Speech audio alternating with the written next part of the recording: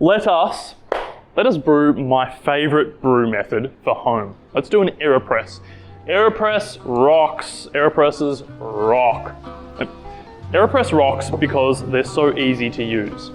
Aeropresses rock because they're so cheap. All we need, and they're versatile too. The Aeropress rocks because you don't need a grinder, or you don't need access to being able to control your grind size to make it taste excellent. You don't need that. It helps, but you don't need it. Okay, so we're gonna start with putting a filter in the base here, these little paper filters. This is what makes an Aeropress so good. These paper filters strain out all the fragments that can go into your brew and they can taste bitter. So we're gonna pop that in and chuck this on top. And we're gonna put this onto our favorite dad mug, like that. We are going to grind 15 grams. 15 grams of coffee is what I use. But if you don't have access to a set of scales, I'll share with you a little cheat. I'll share that with you in a sec.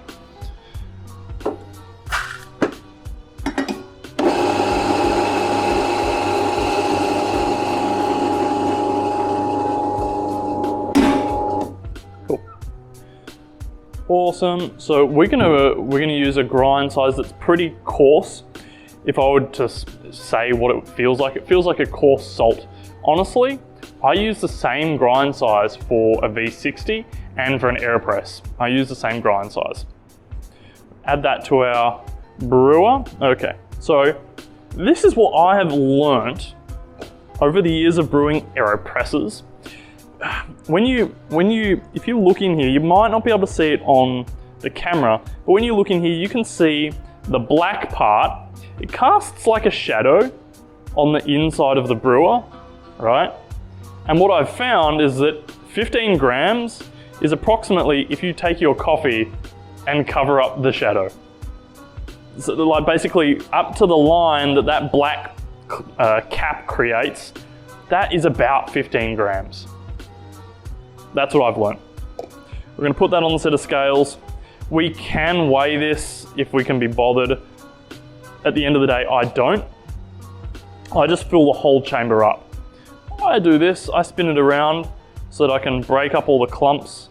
Our coffee gets pretty gassy, and we want to fill this up as much as we can without it overflowing.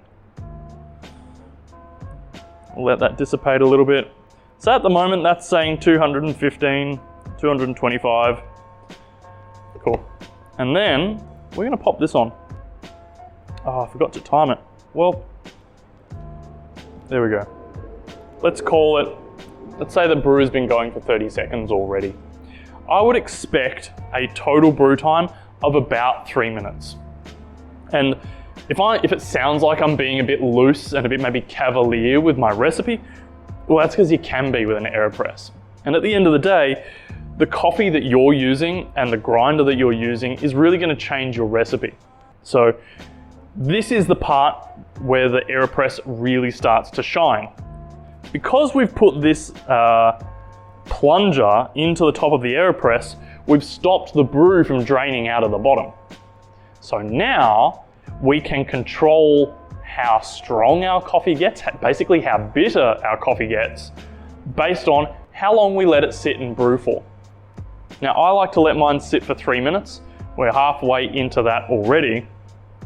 So if you're brewing at home and you're tasting your coffee in the morning and you're going, oh, I feel like I would like more flavor, let it brew for longer. Or if you feel like it's maybe a bit dry and a bit powdery, maybe a bit bitter, well then don't let it brew so long. It's kind of that simple, and that's why the Aeropress rocks. One thing that I do like to do is give it a bit of a jiggle. You can see at the top here, there's like a foam cap that sort of forms, and all of our coffee grind is sitting up the top. Well, I want that coffee grind in the water. I want to make sure that there's no jacket of gas around the coffee grind, because then the water can't get in. So if that's what's going on, we need to give this a bit of a shake to get that coffee coming down, and then we can press it out. I try not to press really aggressively because that can sort of move the filter at the bottom. I've done that before, where the filter kind of like curls up a little bit. We just gently press out, doesn't have to be crazy aggressive. So, the Aeropress rocks because it's so versatile. What else can you do with the Aeropress? Well, I like drinking my coffee black, but what if you like drinking it with milk? Well, what we can do is we can grind a little bit finer and use a little bit less water and make a stronger brew. We can let it brew for the same amount of time, but because there's less water, the brew is less dilute. You can see that this makes you know, like kind of a large serving for a filter coffee. But if you were going to add milk to this, like quite a lot, kind of like a really milky coffee, then you wouldn't want to dilute it with so much water. And so that's why you would grind a little bit finer to help the flavors get out of the coffee grind, but then you can use a little bit less water too. Here's another thing that's really cool about the Aeropress. You can brew coffee for multiple people using this thing.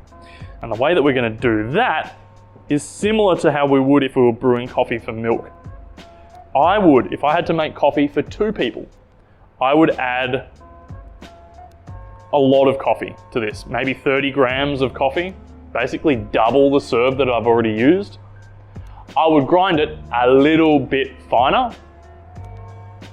I would fill the chamber all the way to the top and go through the same process that we've already been through. But when I press it out, I would press out into something like this, a carafe. We would press out into a carafe or a teapot or something like that. We'd press into this, and then when we're finished, we could dilute it down to a strength. Does that make sense?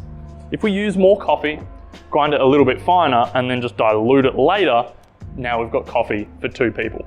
So if I'm brewing just for myself, you've seen me do that. If I'm brewing for more than one person, or if I need to brew for a group of people, or if I want to add milk to it to make more like a flat white kind of drink, then we need to grind a little bit finer. Not crazy amount, just a little bit finer.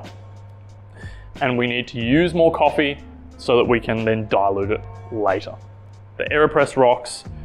I've had a bunch of these over the years, and I think everybody should have one of these in their home. The reason I love this so much is that this is such a low barrier for entry. Like if you want to brew coffee at home and you want it to be cheap, because coffee can be an expensive habit, right? And you want it to be cheap, but you want it to be good, this is the way to do that. Very good. That's how I brew an Aeropress.